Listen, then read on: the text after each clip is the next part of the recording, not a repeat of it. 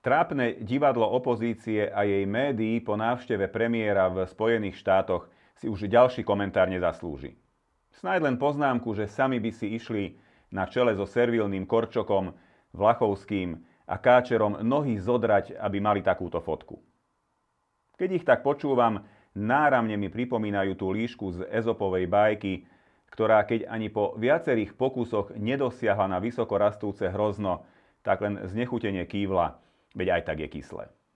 Ale akú alternatívu nám vlastne okrem pózovania a hustých rečí ponúka tradične pomílená opozícia? Ponúka servilitu a hlboký predklon voči úplne sprofanovanému vedeniu Európskej únie. Ponúka naše peniaze Ukrajine. Poslušnosť a pritakávanie na každý blbý nápad približujúci Európu k vojne. Ponúka stoličku v kúte na zasadnutí koalície ochotných. Ochotných poslať naše deti a vnukov na smrť.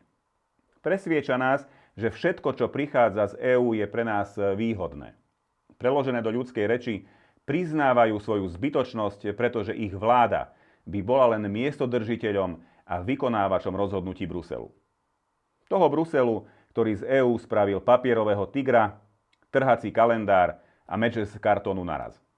A potom sa čudujú, že im ľudia neveria.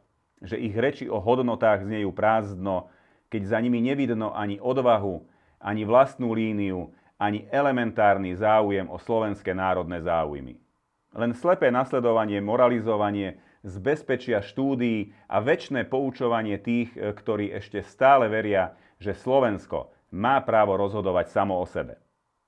Slovensko nepotrebuje žiakov v poslednej lavici, ktorí poslušne dvíhajú ruku, keď Brusel pískne.